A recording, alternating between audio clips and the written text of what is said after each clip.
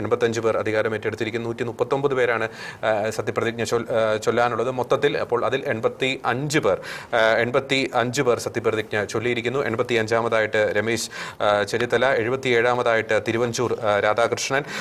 ഒപ്പം തന്നെ നമുക്കറിയാവുന്നതുപോലെ BJP-യുടെ 3 MLA-മാരും സത്യപ്രതിജ്ഞ ചൊല്ലിയിരിക്കുന്നു. 33-ാമതായിട്ട് ശ്രീ BB ഗോപകുമാർ സത്യപ്രതിജ്ഞ ചൊല്ലുന്നു. നമുക്കറിയാം BJP-യുടെ നേതാവായിട്ടുള്ള മുരളീധരൻ, കഴക്കൂട്ടത്ത് നിന്ന് ജയിച്ചു കയറിയിട്ടുള്ള മുരളീധരൻ സത്യപ്രതിജ്ഞ ചൊല്ലി. ഒപ്പം തന്നെ രാജീവ് ചന്ദ്രശേഖർ സത്യപ്രതിജ്ഞ ചൊല്ലി അധികാരം ഏറ്റെടുത്തിട്ടുണ്ട്. അപ്പോൾ ഒപ്പം തന്നെ കോൺഗ്രസിന്റെ തന്നെ യുവമുഖങ്ങൾ VS ജോയി 43-ാമതായിട്ട് സത്യപ്രതിജ്ഞ ചൊല്ലി. ശ്രീ PK കുഞ്ഞാലിക്കുട്ടി 46-ാമതായിട്ട് സത്യപ്രതിജ്ഞ ചൊല്ലി. മന്ത്രി M ലിജു, പല മന്ത്രിമാരും ഇതിനോടകം തന്നെ സത്യപ്രതിജ്ഞ ചൊല്ലിയിട്ടുണ്ട്. M ലിജു 48-ാമതായിട്ട് സത്യപ്രതിജ്ഞ ചൊല്ലി അധികാരം ഏറ്റെടുത്തിട്ടുണ്ട്. മാണി സി കാപ്പൻ 53-ാമതായിട്ട്, ഡോക്ടർ മാത്യു കുഴൽനാടൻ 55-ാമതായിട്ട്, മുൻ പൊതുമരാമത്ത് വകുപ്പ് മന്ത്രി 56-ാമതായിട്ട് സത്യപ്രതിജ്ഞ ചൊല്ലി.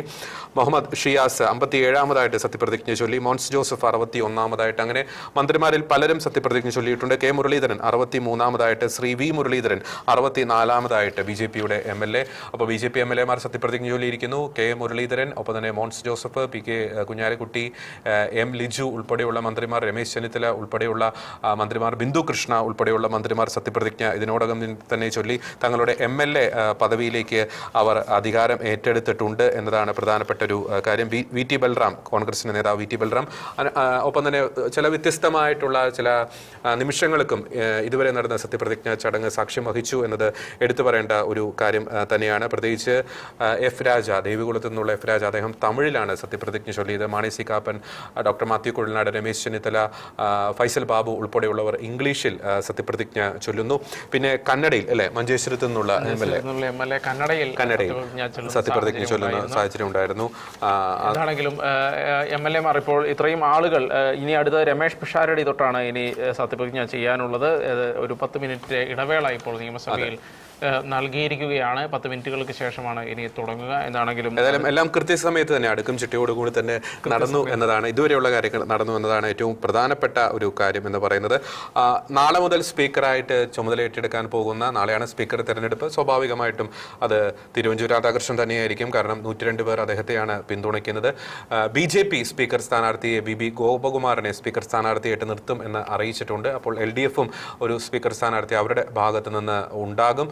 കാരണം ഈ LDF നിർത്തിയില്ലെങ്കിൽ അവർക്ക് പ്രതിപക്ഷ എന്ന നിലയിൽ നിന്നും BJP-യുടെ ഒരു സ്ഥാനാർത്ഥി മാത്രം നിൽക്കുന്ന ഒരു അവസ്ഥ വരും. അപ്പോൾ എന്തായാലും LDF-ഉം അവർ സ്പീക്കർ സ്ഥാനാർത്ഥിയെ നിർത്തും എന്നത് വ്യക്തമാണ്. അപ്പോൾ നാളെ സ്വാഭാവികമായിട്ടും തിരുവഞ്ചൂർ രാധാകൃഷ്ണൻ തന്നെ നാളെ സഭാ നടപടികൾ നിയന്ത്രിക്കും. സഭാനാഥനായിട്ട് പ്രവർത്തനം ആരംഭിക്കും. 16-ാം നിയമസഭയുടെ ആദ്യ സമ്മേളനം ഇന്ന് രാവിലെ 9 മണിയോടുകൂടി ആരംഭിച്ചു എന്നത് പ്രേക്ഷകരെ പ്രത്യേകം അറിയിക്കുകയാണ്. പ്രമുഖരായിട്ടുള്ള നേതാക്കളിൽ പലരും ഇതിനോടകം തന്നെ 85 പേരോളം ഇതിനോടകം തന്നെ സത്യപ്രതിജ്ഞ ചൊല്ലി എന്നത് വളരെ എടുത്തു പറയേണ്ട ഒരു കാര്യം തന്നെയാണ്. ഇനി രമേശ് പിഷാരടി മുതലാണ് ഒരു 10 മിനിറ്റ് സമയം ഇപ്പോൾ നിയമസഭയിൽ ഒരു ബ്രേക്ക് ടൈമാണ്. സഭാനാഥനായിട്ടുള്ള പ്രോടൈം സ്പീക്കറായിട്ടുള്ള G സുധാകരൻ, അദ്ദേഹം 10 മിനിറ്റ് സമയം ഇടവേളയുണ്ടെന്ന് അറിയിച്ചിട്ടുണ്ട്. അതിനുശേഷം രമേശ് പിഷാരടി മുതലുള്ള നിയമസഭാ സാമാജികർ, നിയുക്ത നിയമസഭാ സാമാജികർ സത്യപ്രതിജ്ഞ ചൊല്ലി അധികാരം ഏറ്റെടുക്കും എന്ന കാര്യം തന്നെയാണ് നമുക്ക് പറയാനുള്ളത്. ഇനി മുഖ്യമന്ത്രി VD സതീശൻ, പ്രതിപക്ഷ നേതാവ് പിണറായി വിജയൻ, ഏതായാലും നമ്മൾ MLA-മാർ കണ്ടതാണ് സ്പീക്കറിന്റെ ആ ഡയസിലേക്ക്, ആ വേദിയിലേക്ക് കയറി ചെന്ന് തൊട്ടടുത്ത് വന്നിട്ടാണ് അഭിവാദ്യം ചെയ്യുന്നത്. ഇനി പിണറായി വിജയൻ അത് ചെയ്യുമോ എന്ന് നമുക്ക് കാത്തിരുന്ന് കാണാം. ഏതായാലും അത് തീർച്ചയായിട്ടും ചെയ്യേണ്ട ഒരു കാര്യം തന്നെയാണ്. പക്ഷേ അത് ആ ഒരു ദൃശ്യം കൗതുകത്തോടെ ആയിരിക്കും നോക്കുക. കാരണം ഇടതുപക്ഷത്തിന്റെ പ്രധാന പ്രതീകങ്ങളിൽ ഒരാളായി ഇരുന്നിരുന്ന സുധാകരൻ, അദ്ദേഹമാണ് ഇപ്പോൾ പ്രോടൈം സ്പീക്കറായിട്ടിരുന്ന് ആളുടെ മുൻപിലാണ് ഇപ്പോൾ MLA-മാർ വന്ന് സത്യപ്രതിജ്ഞ ചെയ്തുകൊണ്ടിരിക്കുന്നത്. ഇടതുപക്ഷത്തെ MLA-മാരടക്കം അദ്ദേഹത്തിൻ്റെ മുൻപിൽ വന്ന് സത്യപ്രതിജ്ഞ ചെയ്യുന്നു. എന്താണെങ്കിലും കോൺഗ്രസ് സ്ഥാനാർത്ഥിയായി മത്സരിച്ച് അദ്ദേഹം, കോൺഗ്രസിൻ്റെ പിന്തുണയോടെ മത്സരിച്ച് അദ്ദേഹം നിയമസഭയിൽ പ്രോടൈം സ്പീക്കറായിട്ട് ഇരിക്കുമ്പോൾ അതൊരു കൗതുകകരമായ കാഴ്ചയാണ്. അതുമാത്രമല്ല, ഇപ്പോൾ ഇടതുപക്ഷത്തിൻ്റെ വിമതരായി മത്സരിച്ച് വന്ന 3 പേരും സത്യപ്രതിജ്ഞ, 3 പേർ ഇപ്പോൾ സുധാകരൻ, അദ്ദേഹം നേരത്തെ തന്നെ ഇന്നലെ ചെയ്തു. പക്ഷേ മറ്റു 2 പേർ കൂടി ഇന്ന് ചെയ്ത് കഴിഞ്ഞു എന്നുള്ളത് നമ്മൾ കണ്ടതാണ്. എന്താണെങ്കിലും അങ്ങനെ ഒരു സാഹചര്യത്തിലാണ് ഇന്ന് ഈ നിയമസഭയിൽ സത്യപ്രതിജ്ഞ ചടങ്ങുകൾ നടക്കുന്നത്. ഇനി ഏവരും ഉറ്റുനോക്കുന്നത് മുൻ മുഖ്യമന്ത്രി പിണറായി വിജയൻ, അദ്ദേഹം സത്യപ്രതിജ്ഞ ചെയ്യുന്ന കാര്യം കൂടി ഏവരും ഉറ്റുനോക്കുന്ന ഒരു കാര്യമാണ്. എന്താണെങ്കിലും അങ്ങനെയാണ് ഇപ്പോഴത്തെ നിയമസഭയിലെ സത്യപ്രതിജ്ഞ ചടങ്ങുകൾ മുന്നോട്ട് പോയിക്കൊണ്ടിരിക്കുന്നത്. ഇപ്പോൾ തന്നെ ഏകദേശം 84ഓളം ആളുകൾ സത്യപ്രതിജ്ഞ ചെയ്ത് കഴിഞ്ഞിരിക്കുന്നു. ഇനി ബാക്കിയുള്ള ആളുകൾ കൂടിയാണ് സത്യപ്രതിജ്ഞ ചെയ്യാനുള്ളത് എന്നുള്ളതാണ്. പ്രമുഖരായിട്ടുള്ള പല നേതാക്കളും ഇനി സത്യപ്രതിജ്ഞ ചൊല്ലേണ്ടിയിരിക്കും. നമ്മൾ പറഞ്ഞതുപോലെ സത്യപ്രതിജ്ഞ ചെയ്യേണ്ടതാണ്. സജി ചെറിയാൻ ആലപ്പുഴയിൽ നിന്നുള്ള ചെങ്ങന്നൂര് ജി സുധാകരനൊക്കെ ശക്തമായിട്ട് വിമർശിച്ച വ്യക്തിയാണ്. അദ്ദേഹമൊക്കെ ഇനി വന്ന് സത്യപ്രതിജ്ഞ ചെയ്യുന്ന ചടങ്ങുകൾ കൂടി ആളുകൾ കാത്ത് ഇരിക്കുകയാണ്. വലിയ വിമർശനം ഉണ്ടായതാണ്. അവരുടെ എല്ലാം ചില സമ്മർദ്ദങ്ങൾ കൊണ്ടുകൂടിയാണ് അദ്ദേഹം അമ്പലപ്പുഴയിൽ നിന്ന് വിമതനായി നിന്ന് മത്സരിക്കുന്ന സാഹചര്യം ഉണ്ടായത്. എന്താണെങ്കിലും ഇടതുപക്ഷത്തിൻ്റെ നേതാക്കളൊക്കെ വന്ന് ഇനിയിപ്പോൾ സത്യപ്രതിജ്ഞ അദ്ദേഹത്തിൻ്റെ മുന്നിൽ ചെയ്യേണ്ടതുണ്ട് എന്നുള്ളത് ഒരു കൗതുകകരമായ കാര്യമാണ്. കൗതുകകരം എന്ന് മാത്രമല്ല, ഇനി വരുന്ന കാലഘട്ടത്തിലും ഇതെല്ലാം ആവർത്തിച്ചുകൊണ്ട് പറഞ്ഞുകൊണ്ടേ ഇരിക്കും എന്നുള്ള ഒരു കാര്യം കൂടിയുണ്ട്. മറ്റൊരു അപ്ഡേഷൻ ഇപ്പോൾ വരുന്നുണ്ട് റോബി, നമുക്കത് പ്രേക്ഷകരെ ഒന്ന് അറിയിക്കാമെന്ന് എനിക്കൊന്നു. ആശമാർ അവർ സെക്രട്ടേറിയറ്റിന്റെ മുന്നിൽ ഒത്തുചേർന്നിരിക്കുന്നു. അവർ വലിയ രീതിയിലുള്ള ആഹ്ലാദ പ്രകടനങ്ങളൊക്കെ എല്ലാവർക്കും വിതരണം ചെയ്ത് ആഹ്ലാദ പ്രകടനം നടത്താനുള്ള ഒരു തുടക്കത്തിലാണ് ഇപ്പോൾ ആശമാർ ഇപ്പോൾ സെക്രട്ടേറിയറ്റിന്റെ മുന്നിൽ ഉള്ളത്.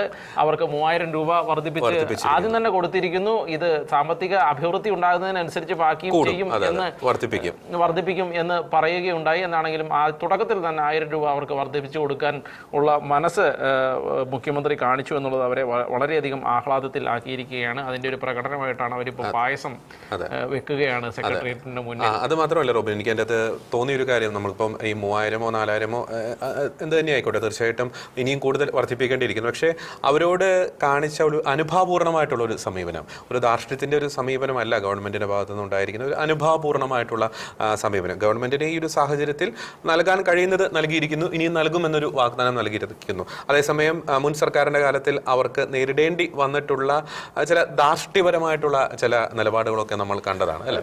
തീർച്ചയായിട്ടും അവരെ ഒട്ടും പരിഗണിച്ചില്ല എന്നുള്ളതാണ് ഇടതുപക്ഷ സർക്കാരിന്റെ ഭാഗത്തു നിന്നുള്ള ഏറ്റവും പ്രധാനപ്പെട്ട ഒരു കാര്യം എന്ന് പറയുന്നത്. കാരണം ആ മനുഷ്യരെ അത്രയും നാൾ അവിടെ ഇരുത്തിയിട്ട് അപമാനിക്കുന്ന രീതിയിലാണ് ഇടതുപക്ഷം പെരുമാറിയത് എന്നുള്ളൊരു വസ്തുത നിലനിൽക്കൊണ്ട് അവർ അതിൻ്റെ ഉള്ളിൽ രാഷ്ട്രീയം കണ്ടെത്താനാണ് ശ്രമിച്ചത്. ഇത്രയും ചെറിയ പണത്തിന് രാപകലില്ലാതെ ജോലി ചെയ്യുന്ന ആ മനുഷ്യർ അവിടെ വന്ന് അല്പം ശമ്പളം കൂട്ടിക്കിട്ടാൻ വേണ്ടി സമരം ചെയ്തപ്പോൾ അതിൻ്റെ ഉള്ളിൽ രാഷ്ട്രീയം കാണുകയും അതിനെ ആ രീതിയിൽ അവജ്ഞയോടെ കാണുകയും ചെയ്തത് ഒരു പക്ഷേ ഇടതുപക്ഷത്തിൻ്റെ ദയനീയ തോൽവിക്ക് പോലും അത് കാരണമായി എന്ന് പറയാതിരിക്കാൻ നിവൃത്തിയില്ല. കാരണം കേരളം മുഴുവൻ കണ്ടതാണ് അത്. എന്താണെങ്കിലും അതിനെ ആ മനുഷ്യരെ ഇനിയും നടത്താതെ ഭരണം തുടങ്ങിയപ്പോൾ തന്നെ അവരോട് അനുഭാവപൂർണ്ണമായ നിലപാട് സ്വീകരിച്ച് 3000 രൂപ അവർക്ക് കൂട്ടിക്കൊടുത്തു എന്നുള്ളത് ഒരു മാനുഷിക പരിഗണനയുടെ ഭാഗം കൂടിയാണ്. എന്താണെങ്കിലും അത് തീർച്ചയായിട്ടും അവർക്ക് വലിയ സന്തോഷത്തിന് കാരണമായിരിക്കുകയാണ്. അവർ ഇപ്പോൾ സെക്രട്ടേറിയറ്റിന് മുന്നിൽ പായസം ഉണ്ടാക്കിക്കൊണ്ടിരിക്കുകയാണ്. മന്ത്രിസഭ മുഴുവൻ സത്യപ്രതിജ്ഞ ചെയ്ത് കഴിയുന്നതോടുകൂടി പായസം എല്ലാവർക്കും വിതരണം ചെയ്യാനുള്ള പരിപാടിയിലാണ് അവർ കടക്കുന്നത് എന്നാണ് നമുക്ക് മനസ്സിലാക്കാൻ കഴിയുന്നത്. എന്താണെങ്കിലും വളരെ സന്തോഷത്തിലാണ് ആശമാർ ഇപ്പോൾ ഉള്ളത്.